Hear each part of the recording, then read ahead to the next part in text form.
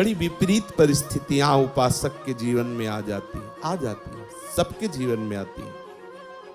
खुद अनुभव होता है, भजन में मन नहीं लग रहा, विकार अपने आप हमें आकर्षित कर रहे हैं, न मन साथ दे रहा है न तन साथ दे रहा है। बाहर हम जिसको मित्र बनाना चाहते हैं कि कम से कम वही हमें सपोर्ट कर दे, वो हमें और गिराने की बात कर रहा है। क्या करें, बिल्कुल असहाय असमर्थ ऐसी स्थिति आती, पक्का आती, हजारों बार जीवन में आती।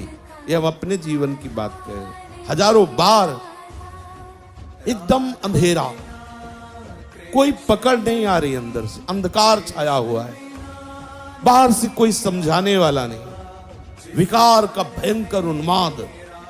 तब अब कहां जाऊं, किसके पास जाऊं, कोई सूत्र नहीं, कोई भजन में रुचि नहीं, एकदम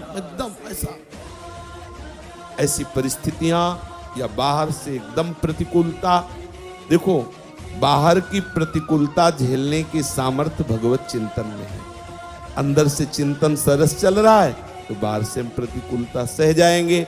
पर ऐसी स्थिति जब अंदर अंधकार छा गया, अंदर अंधकार मतलब ऐसा लग ही नहीं रहा कि हम भजन करते हैं, कोई नाम में रुचि नहीं, कोई शास्त्र में रुचि। वो कुछ क्षण के लिए ऐसी बात आई, न शास्त्र में रुचि, कोई मतलब एक पता नहीं कैसी अंधकार में स्थिति, और बाहर सब प्रतिकूलता, विषयाकर्षण। अब उस समय केवल आश्रय काम करता है, केवल आश्रय। हो सकता है पुकार भी ना हो तो केवल आश्रय, जो आप अंदर से आश्रय लिए हो वो मूर्छा में भी रहता है, मूर्छित अवस्था में भी रहता है, मृत्यु समय भी वो रहता है। इसीलिए आश्रित का निश्चित भगवत प्राप्ति होती है, निश्चित कल्याण होता है, आश्रित का कभी पतन नहीं होता। इसीलिए बार बार सत्संग में रोज कहते हैं कि गोरे चरणारविंद का दृढ़ता पूर्वक आश्रय। जैसे हमारी मृत्यु का समय है, मन बुद्धि चित्त सब मूर्छावस्था को प्राप्त हो गए, कौन भजन कर रहा है? आश्रय उपस्थित है।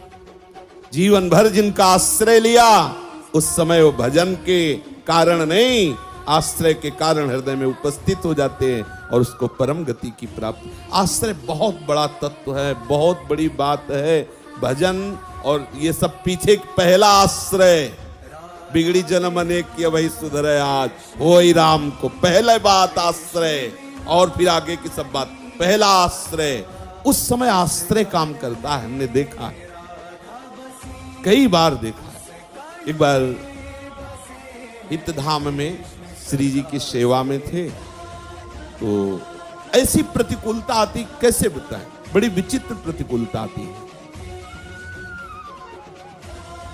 हम जिनके सहारे, उन्हीं से प्रतिकूलता। जैसे मेघ की बात आई ना, उन्हीं से, ऐसा नहीं हटो, चलो अब इधर हटो, अभी इधर हट गया, इधर भी हटा।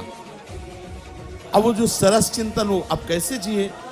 श्री जी के पात्र मार्जन किए थे श्रृंगार करने के लिए, स्नान कराने के लिए, और श्री जी की तरफ, यही श्री जी इनकी तरफ देखा, बड़ी गुस्सा आई। रोज इत्र लगाओ, रोज भोग लगाओ, या दुर्दशा हो ही जा रही, और आप ना उधर से ना, अरे कम से कम इतना तो चाहते हैं ना कि जिनके हम सहारे हैं वो मुस्कुरा दें, इतना भी नहीं चाहना। अगर इतना चाहोगे तो गड़बड़ हो जाएगा। बड़ा विचित्र खेल है। देखो, मन में इतना है, जैसे कोई दौड़ रहा है, चढ़ाई चढ़ रहा है, तो उसको एक लगता है इतना तो कोई कह दे शाबाश, तब तसल्ली होती है। और वो इतना दौड़ रहा है, इतना परेशान हो रहा है, ऊपर से उसे और डांट के कर दे सारे कायर, तो उसको कैसा लगेगा। लेकिन इस मार्ग में ऐसा ही दवाई होती है। अगर कहीं बड़ाई हो जाए तो समझ लेना कोई अपराध बन गया, पक्का समझ। अगर गुरुजन, वैष्णवजन, संतजन तुम्हारी बड़ाई सभा में तुम्हारा सम्मान, तो अंदर से महसूस करो कोई अपराध बन गया, प्रभु किसी अहम वृत्ति का मुझे दंड दे रहे हैं। पक्का समझना, उस समय हर्षित मत होना कि बहुत बड़ा लाभ मिल गया, गुरुजी देखो सम्मान करवा। नहीं, गुरुजन जब प्यार करते हैं तो अहम का नाश करके पूर्ण दैन्यता प्रदान करते हैं। अंधकार छा, सेवा को रोक दिया, लेट गए, न भिक्षा मांगेंगे न किसी से बात करेंगे। उस सेवा प्रवृत्ति फिर उठे, गुस्सा होते हुए श्री जी से। अब जल ऐसे तांबे के पात्र में रख के ऐसे श्री जी को स्नान, फिर गुस्सा आए, पूरा जल श्री जी के ऊपर, जैसे होली में नहीं ऐसे सब डाल दिया, नहा धो लो। उस समय तो मतलब बिल्कुल तन्मयता है, क्योंकि उनके सिवा हमारा कोई है नहीं। पूरा कब तक इधर जिधर देखो उधर, जब जैसा मर्जी आया वैसा ऊपर जल, नहीं करेंगे सेवा, न भोजन करेंगे न सेवा करेंगे। फिर लेट गए, ये दोबारा लेटे। 5 मिनट हुए थे, भक्तमाली जी 2 संतों को लेके आ गए।